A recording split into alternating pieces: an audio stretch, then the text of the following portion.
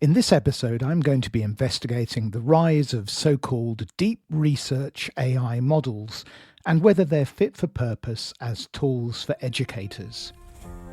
The AI Academia podcast is a weekly podcast helping educators like you leverage AI in your everyday practice. I'm your host, Andy Fisher, and thanks for joining me. If you track the development of conversational AI for consumers, we've really seen four phases. The first saw a wave of generic chatbots which were closed text-to-text systems. Next came a slew of multimodal models which dramatically improved the way we could input and output content. We could talk to the AI model directly and it could talk back to us, for example. It could recognize uploaded PDFs, images, and Excel files, and it could output using a range of formats too, including code snippets and data visualizations.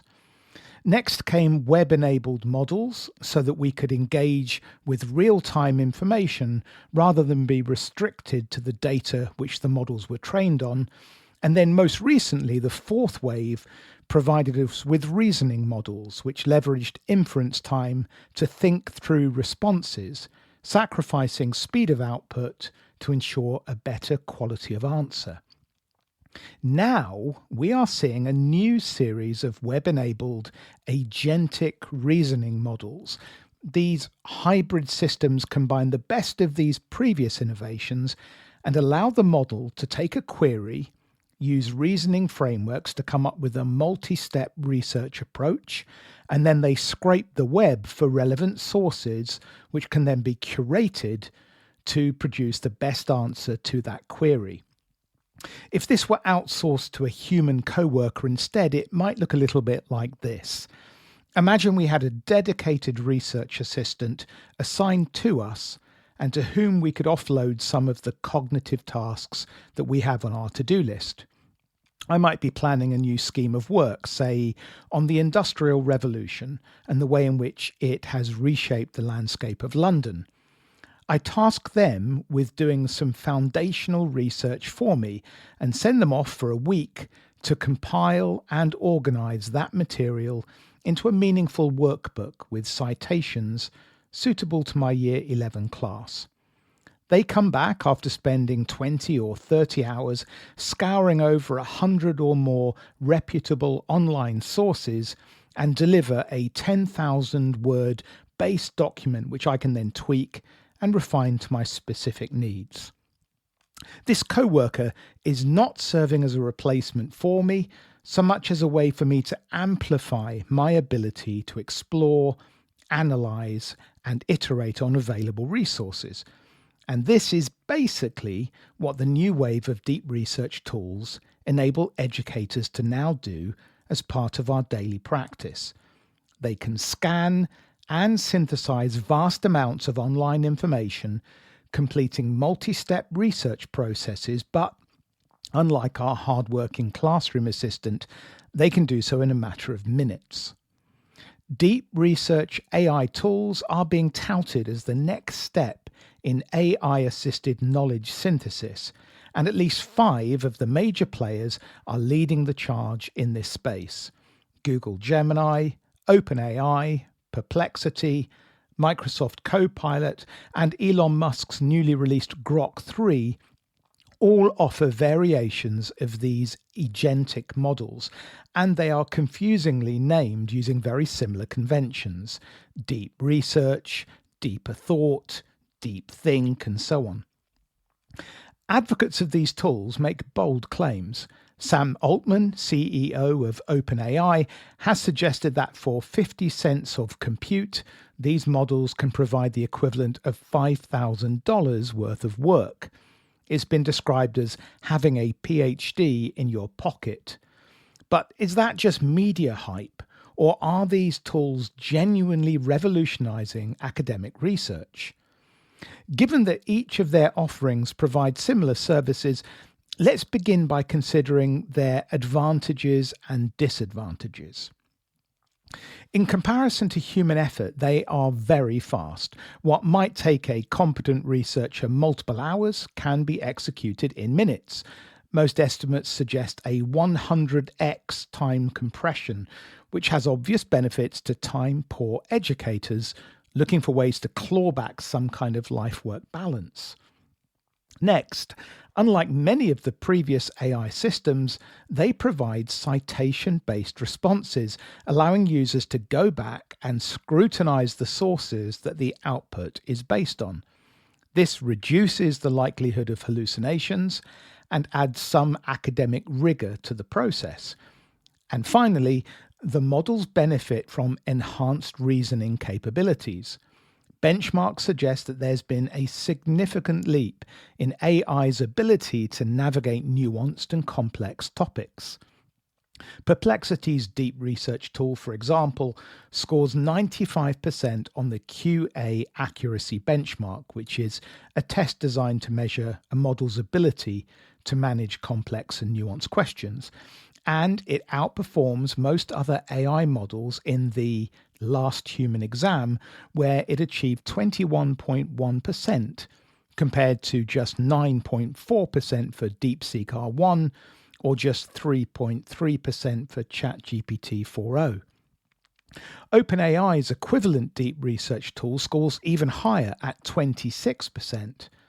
These deep research tools are simply better at the kind of complex research task which educators rely on when preparing our materials or while keeping up to date with our fields of specialization. Ethan Mollick, a well-respected academic in the AI space, made the following comment after his first forays into using the OpenAI deep research tool. He said, "It weaves together difficult and contradictory concepts, finding novel connections I wouldn't expect.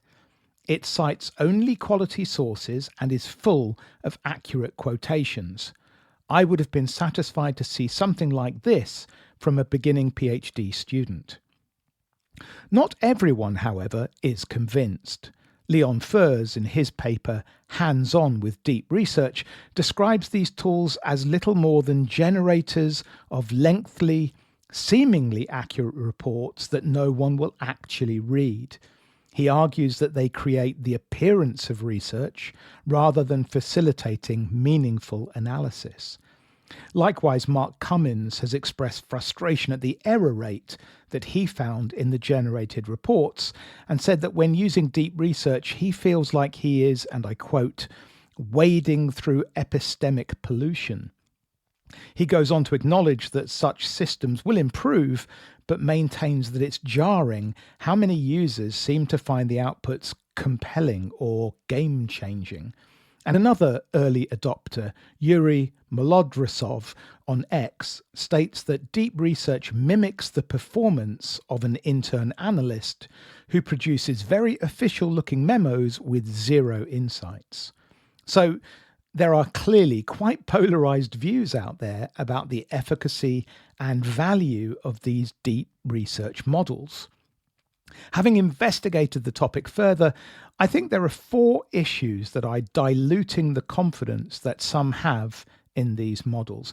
First, the deep research tools don't currently have access to paywalled journals or papers, and many of the best academic research is often therefore missing from a basic web crawl. For many teachers at primary or secondary school level, this might be less of an issue, but for those conducting postgraduate level research, it could be a deal breaker.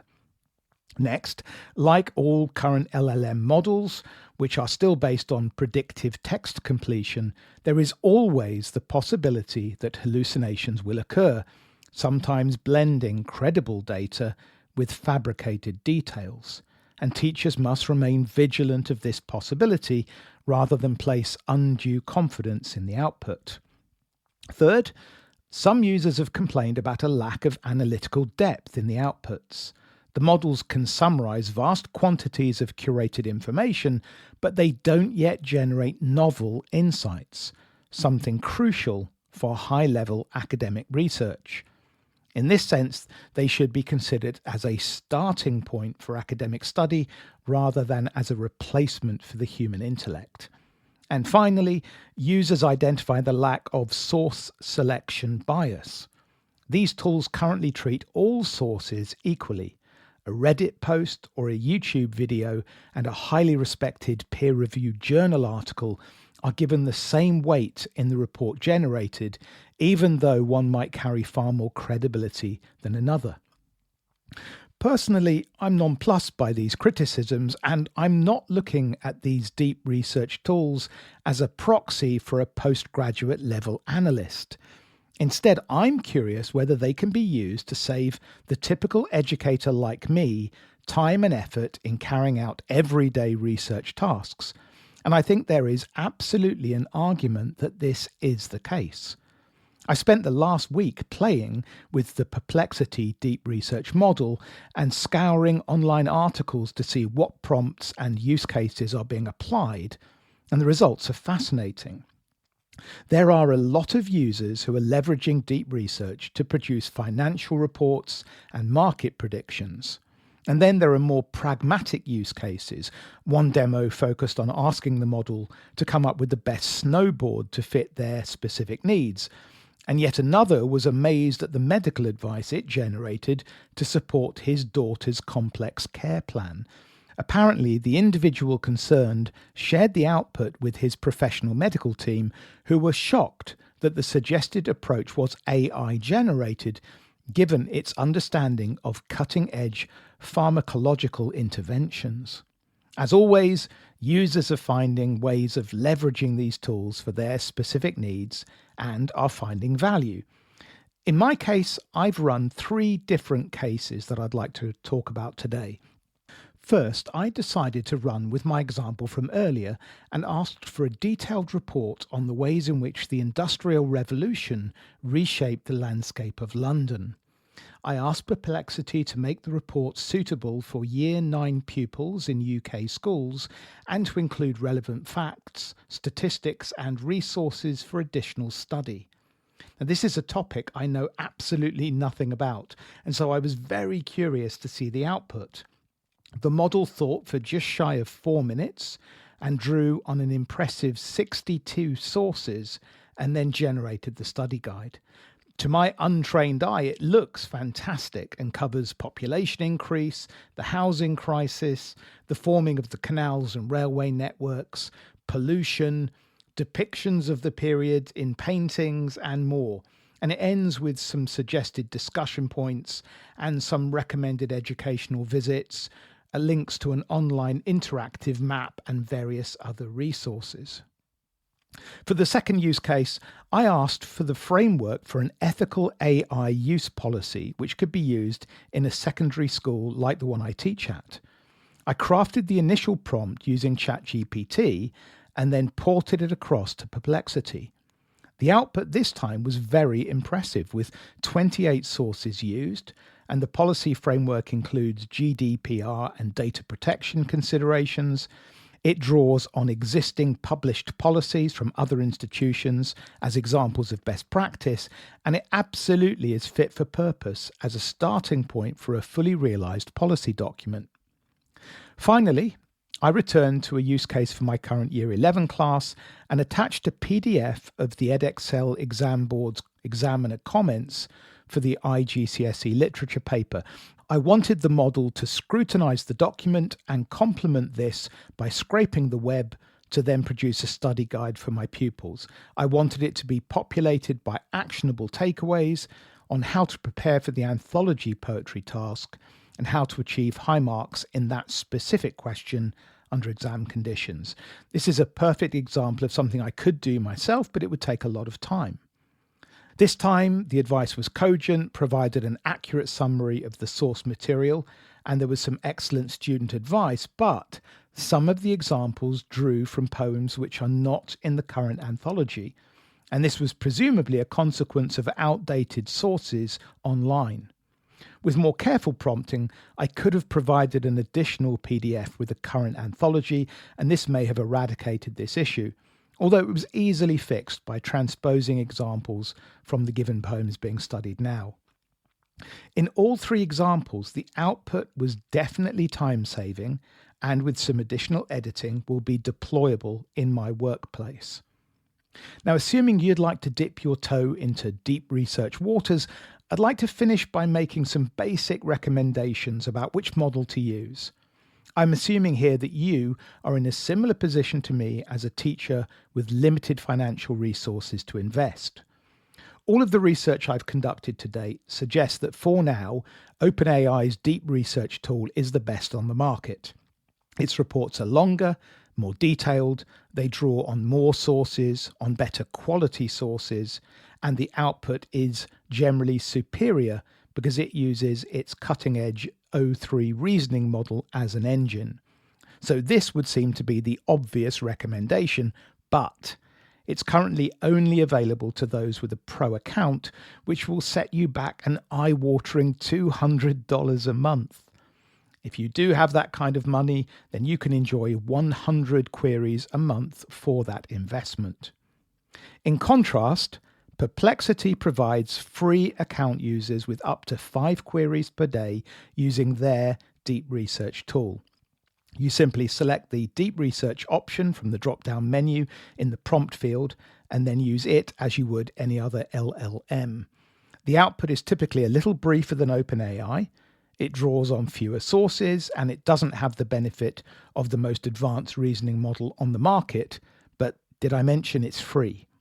This makes it the obvious choice for educators, and if you can invest the $20 a month for the pro account, you'll be able to generate 500 queries a day, which I imagine exceeds the needs of those with a full or part-time teaching job anyway. Now, I suspect that over the next couple of months, as Grok 3 becomes available, as ChatGPT 4.5 and 5 come to market, and as the next Anthropic model is released, along with open source deep research alternatives, we will have a wider set of options available to us. Until then, I'd encourage you to have a play with Perplexity's offering and see how you can use it to save time and augment your own research needs. Thanks for listening. I hope you found some useful takeaways for the conversation. Please do spread the word if you think others would like the show, and check out the AI Academia YouTube channel, where you'll find practical tutorials that complement the topics covered on this podcast. Have a great week, and I look forward to catching up again soon.